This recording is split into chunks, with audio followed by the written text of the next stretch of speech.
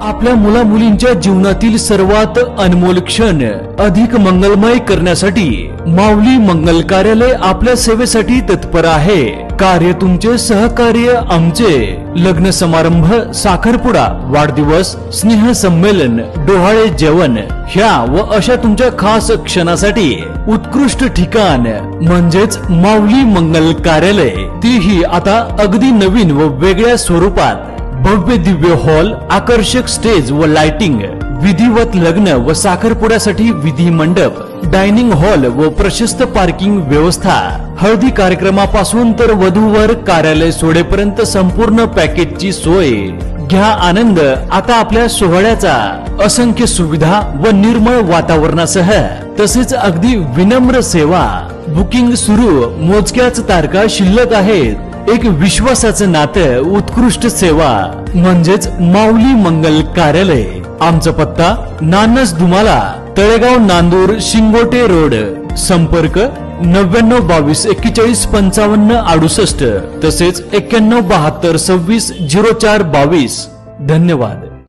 आपण या ठिकाणी गोड असा उत्सव करतो आहे। अनेक वर्षाची परंपरा आहे। ज्याच्या त्याच्या इच्छेने, ज्याच्या त्याच्या पद्धतीने आपण दान करत असतो। तुमचा 1 रुपया केलेला दान सुद्धा वाया जाणार नाही। इथे एवढा गोड उत्सव महाराज इथे होतोय, इथे एवढं गोड मंदिर, एवढं शोभीकरण आहे महाराज।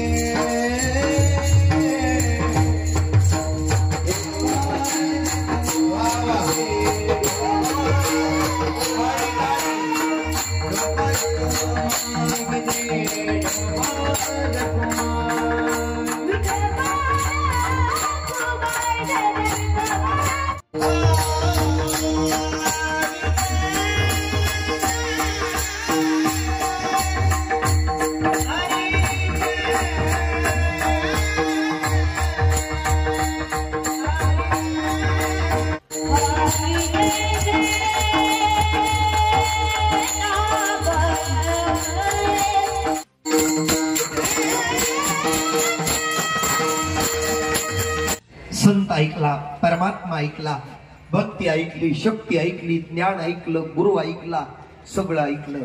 आता माझ्या देवाचं चरित्र तर ऐकून जाणं जाताना आज स्वामीचा चिवत्या ठिकाणी जीवन चरित्र काय आहे। स्वामी समर्थ म्हणजे नामामध्ये ताकद काय आहे। आईच्या उदरातून बरं का, कुण्या आईच्या उदरातून, कुण्या बापाच्या उदरातून जन्माला आलेलं दैवत नाहीये बरं का। पुढे आईच्या उदरातून, पुढे बापाच्या उदरातून जन्माला आलेलं हे दैवत नाहीये। ही साधी सुधी विभूती नाहीये, ही साधं सुद्धा व्यक्तिमत्व नाहीये।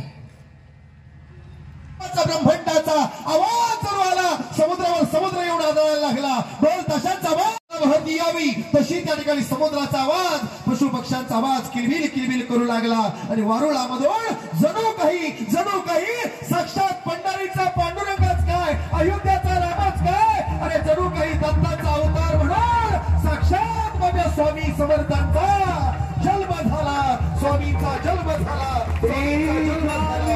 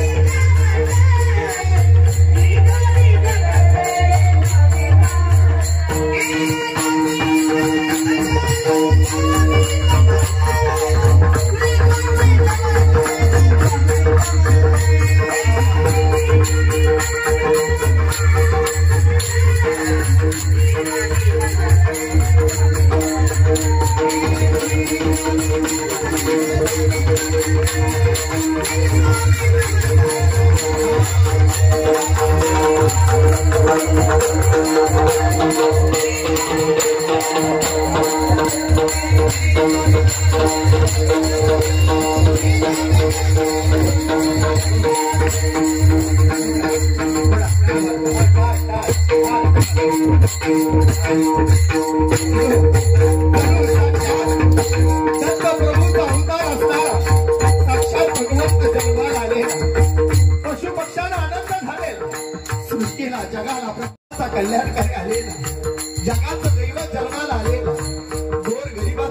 जन्माला आलेला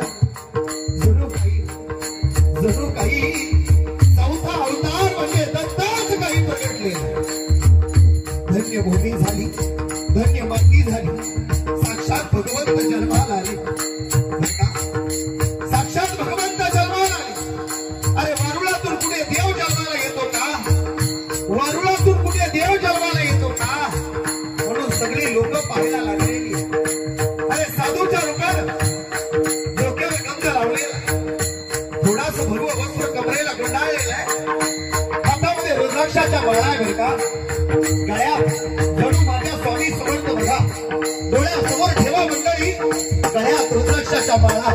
हे भक्ताचं निवारण करणारे स्वामी आले. हो, श्री स्वामी समर्थ, श्री स्वामी समर्थ. स्वामी कोण आहात तुम्ही? अरे एक शेतकरी विचारतो, स्वामी कोण आहात तुम्ही? स्वामी म्हणताय, पोरा ओळखलं नाहीस का मला? स्वामी म्हणजे डोळे बंद झाले, मला दिसत नाही. दिसत नाही तुला? स्वामी म्हणजे डोळ्यावरचा हात बाजूला करायचा. अरे हा दैवाचे तुझ्या समोर उभा आहे, जे ब्रह्मांडाचा चालक विश्वाचा दाता प्रभू दत्तात्रेयजी महाराजांचा अवतार आहे. बोला स्वामी समर्थ महाराज की.